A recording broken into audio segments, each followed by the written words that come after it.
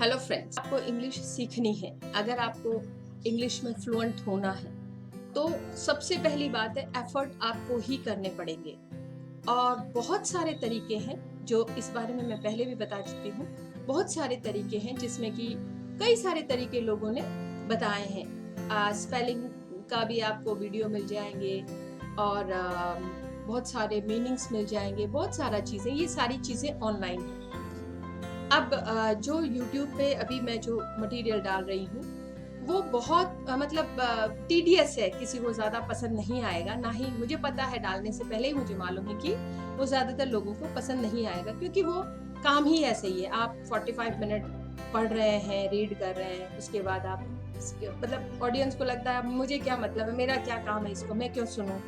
तो ये सारी चीज़ें हैं। और इस बात यहाँ ये है कि अगर आपको कोई चीज़ सीखनी है तो उसकी प्रैक्टिस करनी पड़ेगी। सबसे बड़ी बात है, दो चीजें हैं यहाँ पे ध्यान रखने वाली, दो चीजें, वो है प्रैक्टिस और कंसिस्टेंसी। कितनी लगातार आप काम करते हो और कितने दिनों तक आप उसको मेंटेन कर पाते हो, और जो आपने टाइम फिक्स किया है क्या वो आप कर पा रहे हैं। अब मेन बात जो मेरा तरीका है वो ये है कि जब आप ज्यादातर टाइम ऑनलाइन है, आप इस चैनल को स्क्रॉल कर रहे हैं, उस चैनल को देख रहे हैं, यहाँ से आपने एक चीज सीखी, वहां से आपने एक चीज सीखी, तो छोटे छोटे लेवल पे आपके दिमाग में इंफॉर्मेशन जा रही है। मतलब हर जगह से आप सूचना ले रहे हैं। आपने इस चैनल से ये सूचना ले ली, उस चैनल से ये सूचना ले ली, और सब लोगों को सुन लिया। आपको ये भी पता 21 डेज होते हैं, मैंने बताया 31 डेज हैं। और लेकिन एक चीज मेन है, देखिए, जब तक आप इस सारी चीजें बंद करके, सारे के सारे चैनल ऑनलाइन, सब आपका जो टाइम स्पेंड है उसको बंद करके आप कुछ भी ले लीजिए। आप न्यूज़पेपर रोजाना आता होगा, हिंदी इंग्लिश का न्यूज़पेपर खासतौर पर, क्योंकि हम इंग्लिश बोलना सीख रहे हैं, तो इंग्लिश का न्यूज़पेपर ले लो। और आप जब तक ये सारी चीजें, यहाँ तक कि जब आपको पढ़ना है तो आपको अपना फोन भी बंद करना पड़ेगा या अपने से दूर रखना पड़ेगा। तो इसका मतलब है कि माइंड को एक ही जगह फोकस करना। कैसे माइंड को एक ही जगह फोकस कैसे करना है कि आपने कुछ लिया और मान लो 20 लाइन्स है, 25 लाइन्स है, उनको आप पढ़ेंगे, पढ़ रहे हैं, आप रीड कर रहे हैं, ओके, रीडिंग कर रहे हैं, आप रीडिंग कर रहे हैं, तो उसमें आपका वर्ड प्रोनाउंसिएशन आएगा, उसमें स्पेलिंग्स आएगी, और उसमें एक सेंटेंस है जो बकायदा मीनिंगफुल सेंटेंस है। वो एक सेंटेंस है जो कोई अर्थ निकल रहा, कोई मीनिंग उसका निकल रहा। तो जब तक आप ये काम इस तरह से फोकस होके खुद से, देखिए, मैं अभी बहुत सारे चैनल देख लूं, सब कुछ कर लूं, लेकिन जब तक मैं यहाँ खुद से काम नहीं करूंगी, इन आंखों से खुद से नहीं पढ़ूंगी, खुद से उन शब्दों को उच्चारण में नहीं लाऊंगी, तब तक कुछ भी नहीं होने वाला। और इंग्लिश का मेन प्रोसेस है, जिस दिन आप अंग्रेजी में सोचना शुरू कर दें। ये चीजें बहुत लोगों ने बोली है। अब सोचने के लिए कैसे आप उस स्टेज तक पहुंचेंगे? नॉर्मल कन्वर्सेशन होता है, आप जाते हैं, तो आप यकीन मानिए, आप जो कुछ भी पढ़ रहे हैं, हमारा मेन कंसर्न है कि ब्रेन को एक नई लैंग्वेज, एक नया वर्ड, एक नया फॉर्मेशन, एक नया सेंटेंस मीनिंग, एक नई प्रैक्टिस हम दे रहे हैं। तो हो सकता है आपको 31 डेज पढ़ने के बाद भी आपको लगे कि आपकी रीडिंग फ्लुएंसी बढ़ गई है, या आपको थोड़े शब्दों के मीनिंग आ रहे हैं, लेकिन आपको फिर लगता है मैं अपनी बातचीत तो कहीं नहीं पा रहा हूँ। तो ये एक दिन में नहीं होता है। बच्चे भी जब छोटे होते हैं तो कम से कम साल 1.5 साल उन्हें लग जाता है बातचीत करने में थे, और ये लॉ ऑफ सक्सेस हम पढ़ भी रहे, ठीक है। अब मैंने ये किताब ले ली, अब इस किताब को मैंने लिया और मैं पढ़ती हूँ, लाइक थोड़ी देर के लिए पढ़ते हैं, ओके। जैसे कि here is a good joke to play on your employer. Get to your work a little earlier and leave a little later than you are supposed to. Handle his tools as if they belong to you. Go out of your way to say a kind word about him to your fellow workers. When there is extra work that need to be done, volunteer to do it. Do not show surprise when he gets on to you and offers you the head of department or a partnership in the business, for this is the best part of the joke. So ये किताब आपने पढ़ी। अब आप loud reading पढ़ने से main बात क्या होता है, हम यही शब्द हम सुन रहे हैं, अभी आप दूसरों को सुन रहे हैं और अभी आप खुद को सुन रहे हैं, इसमें बहुत फर्क पड़ जाता है। कुछ भी लीजिए, if you have tired and met with defeat, if you have planned and watched your plans as they were crushed before your eyes, just remember that the greatest men in all history were the products of courage, and the courage, you know, is born in the cradle of adversity. तो मैं ये नहीं दावा कर रही कि मुझे सारी चीजें समझ में आ गई या जो भी है, हम बिल्कुल नॉर्मल लेवल पे, बिगनर के लेवल पे हम कोशिश कर रहे हैं, और ये बिगनर के लेवल पे कोशिश तभी कामयाब हो पाएगी जब हम खुद से प्रैक्टिस करेंगे। आप पूरा दिन यूट्यूब पे आप स्क्रॉल कर रहे हैं, आप इंस्टाग्राम की रील्स देख रहे हैं, आप उसके बाद व्हाट्सएप पे आ जाते हैं, फिर फेसबुक देखते हैं, तो यकीन मानिए मार्क ज़करबर्ग भी इतना फेसबुक नहीं देखते होंगे जितना आप और हम देख लेते हैं। तो इसका मतलब जो हमारा मकसद है, जो हमारा पर्पस है, उसको हम कब टाइम दे रहे हैं। ठीक है, आपके दिमाग में दुनिया भर की इंफॉर्मेशन है, लेकिन रिजल्ट तो नहीं आ रहा है, आप बोल तो नहीं पा रहे, आपको सब पता है, 1000, 1500, 2000 से ज्यादा, इनफैक्ट उससे भी ज्यादा यूट्यूब चैनल है जो इंग्लिश स्पीकिंग की बात करते हैं। ठीक है, और बहुत सारे लोग हैं जिन्होंने मतलब अपने दुनिया भर के सब्सक्राइबर बढ़ा लिए, वो काफी पॉपुलर हो गए हैं। तो मेन बात क्या है कि उनका भी आप देखिए कि वो एक लर्निंग के बाद जब उन्होंने कॉन्फिडेंस गेन कर लिया that they can speak English, they can express themselves in English, after that they are coming to the public. ऐसा नहीं है कि इनिशियल लेवल पे उन्हें कुछ भी नहीं आता है और वो आ गए, तो आप उनका चैनल भी नहीं देखें। मैं आज आपके सामने हूँ, तो मैं अपनी मोस्ट ऑफ द जो भी रीडिंग्स होती है मैं अपने यूट्यूब चैनल सक्सेस मैट्रिक्स पे अपलोड करती हूँ। जो भी मेरे एफर्ट्स हैं, जो भी मुझे लगता है, मैं उसको कोशिश करती हूँ। हम गलतियां करते हैं, लेकिन एक चीज है, मेन चीज है जो हमें समझनी पड़ेगी, और वो है कि किस तरह से आप कम से कम दिन में 2 to 3 hours you sit down silently alone, अकेले बैठो, अपनी किताब खोलो, उसको पढ़ना शुरू करो, उसको रीडिंग करो, उसकी डिफिकल्ट वर्ड्स आएंगे, उसको डिक्शनरी में देखो, डिक्शनरी में आपको सब चीजें मिल जाएगी। मुझे किताब लगी और ये है ऑक्सफोर्ड एडवांस लर्नर्स डिक्शनरी, और जब मैंने खरीदी थी तो ये 550 प्लस थी। अब इसमें क्या होता, मेन बात होती है कि हम जब अंग्रेजी बोल रहे हैं तो हमें प्रोनाउंसिएशन का बड़ा डर लगता है, अरे मैंने ये शब्द गलत बोल लिया, ये मेरा प्रोनाउंसिएशन गलत हो गया। उसका एक सीधा सा तरीका, आप इसमें कोई भी वर्ड देखो, इस डिक्शनरी में आपको उस शब्द की सारी इंफॉर्मेशन मिल जाएगी।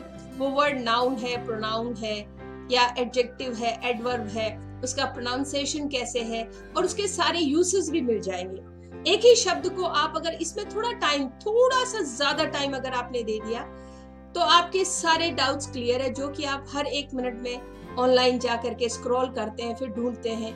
अब मैं आपको इस डिक्शनरी की खास बात बताती हूँ, ये इतनी अच्छी किताब है आपकी इंग्लिश इंप्रूव करने के लिए। कॉमन सा वर्ड है डिलाइट, DELIGHT।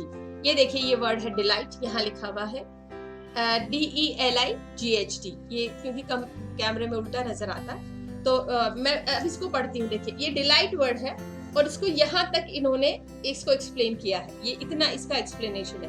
मैं आपको पढ़ के सुनाती हूँ कि डिलाइट को कैसे पढ़ते हैं। अब इसका जो डिलाइट के बाद इन्होंने एक लिखा है यहाँ, और 2 स्लैश के बीच में एक थोड़ा सा इंग्लिश की तरह ही नहीं, लेकिन वो अलग थोड़ा कुछ लग रहा है। ये फोनेटिकल ट्रांसक्रिप्शन है इसका, फोनेटिक्स, जो कि शब्द की आवाज।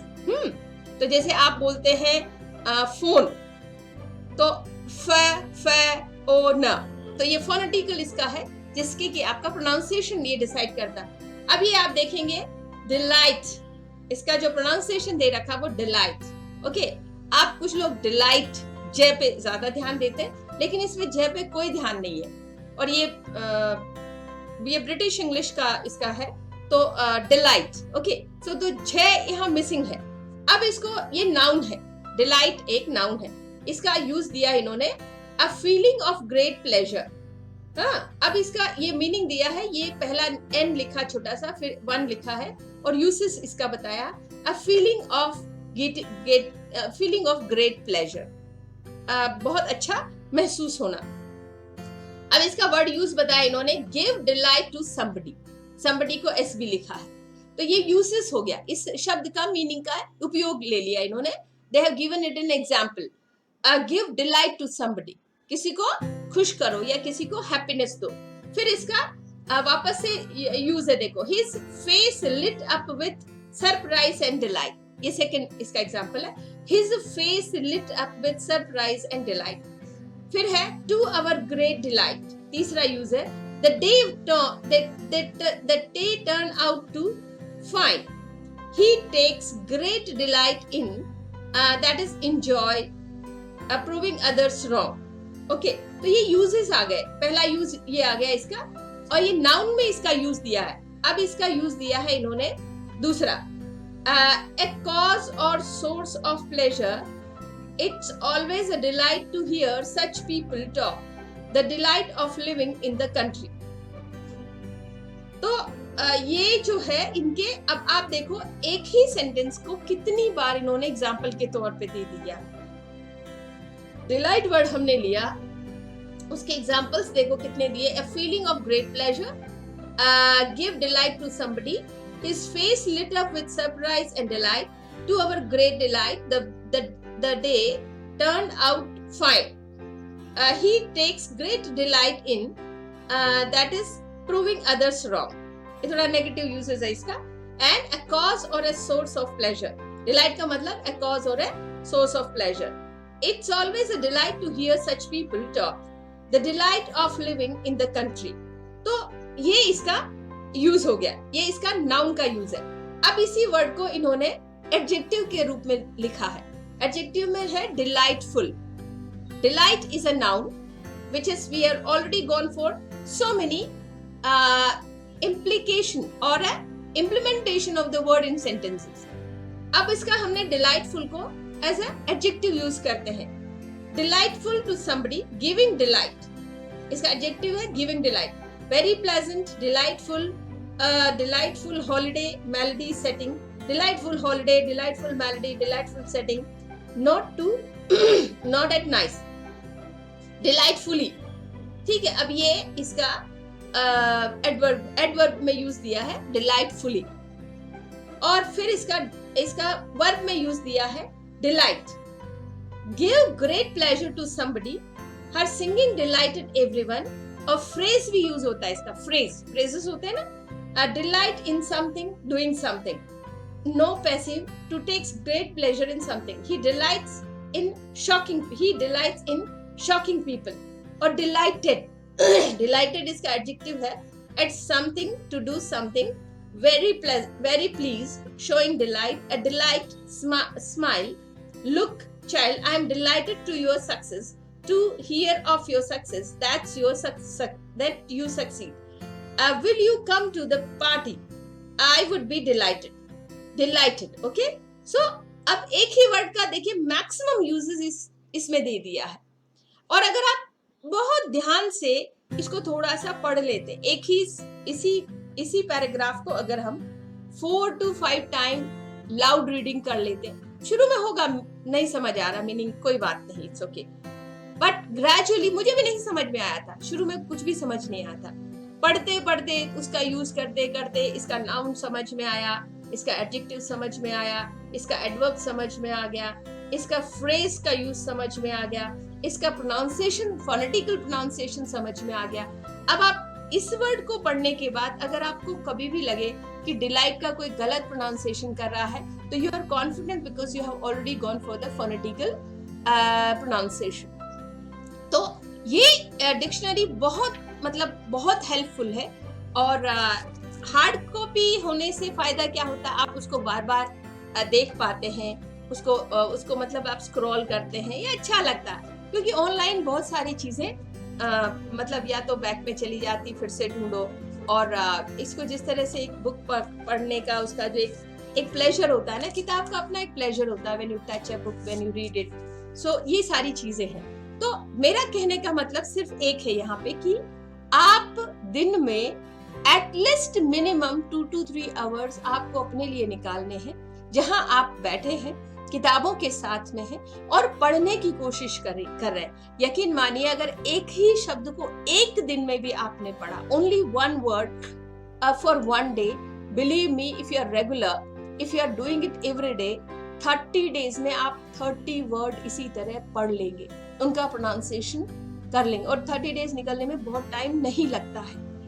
तो जब तक हम खुद से काम नहीं करेंगे, most of the often we are online scrolling mobile और just talking about this and that. दुनिया में बहुत सारी चीजें हैं जो बहुत सारा नॉलेज भरा पड़ा, और सारा ही नॉलेज हमारे काम का नहीं है। हमें हमारे फील्ड पे फोकस करना है। तो आप इस टाइम को बहुत प्रीशियस लें। आज से ही कोशिश करो कि कम से कम एक वर्ड और मैं तो आपको ये सजेस्ट करूंगी कि ये बुक आप ले लो। ये किताब आपको खरीद लेनी चाहिए, ऑक्सफोर्ड एडवांस लर्नर्स डिक्शनरी, क्योंकि जिस तरह से ये शब्दों को समझाती है, जिस तरह से इसका जो मीनिंगफुल वे में ये जो बताती है, इसको कंप्लीट सारा आपका यूज भी हो जाएगा। और 30 डेज में 30 वर्ड का मतलब होता है, उसके बाद हम उसका बहुत सारा यूजेस चाहते हैं, बहुत सारा उसका यूटिलाइज करते हैं। तो आप इस चीज को थोड़ा सीरियस लें और खुद से फोकस करें और कंसिस्टेंसी बनाए रखें। अब बहुत सारी चीजें हमारे काम की ही नहीं है, इसलिए उनको बोलने का मतलब नहीं है। और अभी जो हम रीडिंग प्रैक्टिस, देखिए मेरी लाइफ में बदलाव सिर्फ रीडिंग से आया। बहुत ज्यादा पढ़ना पड़ता था, बहुत ज्यादा पढ़ना पड़ता है आज भी, और वो पढ़ना ही पड़ता है। मेरे पास कोई ऑप्शन नहीं है। अगर कल क्लास लेनी है तो मुझे आज 5 से 6 घंटे 8 घंटे बैठ के पढ़ना है। तो फिर मैंने थोड़ा लाउड रीडिंग शुरू किया। जब तक हिम्मत है, थकती नहीं हूँ, मैं जोर से बोल के पढ़ती हूँ, और उसके बाद जब थक जाती हूँ तो फिर थोड़ा रेस्ट करके फिर पढ़ती हूँ। उसका बेनिफिट ये हुए कि प्रोनाउंसिएशन आ गया, शब्दों के मीनिंग आ गए, और उसके बाद जब ऑडियो बुक सुनते हैं तो वो आपकी सारे डाउट्स क्लियर कर देती है। बहुत ज्यादा आपको ज्ञान लेने की जरूरत नहीं है, बहुत ज्यादा इधर उधर जाने की जरूरत नहीं है। जो मीनिंगफुल है, जो मोस्ट सिग्निफिकेंट है, वो आप करिए। एक छोटा सा, वो कबीर कहते हैं ना, एक साधे सब सदे, सब साधे सब जाए। एक को साध लो, छोटा सा एक काम कर लो, एक साधे सब सधे, सब साधे सब जाए। सारी चीजें साधने से सब चला जाता है। सारी चीजें हम कर रहे हैं, एक्सपर्टाइज किसी में भी नहीं है। So take your time, enjoy your reading and learn it, speak loudly, and I'm sure within 30-31 days there is a great change coming to you in your life. और बहुत बड़ा बदलाव इतना सटल होगा, आपको पता भी नहीं चलेगा that you are speaking so confidently, you are expressing yourself so confidently. आपको यकीन ही नहीं होगा, oh my God, how come this miracle happened? And this miracle is happening to me. So all the best. Specially मैं तो कहूंगी मेरा channel follow करो और सब्सक्राइब करो और उसके साथ प्रैक्टिस करो। That's the only thing. So God bless you. जय Hind. And I am just uploading videos related to English speaking. I hope it will help you. Thank you so much.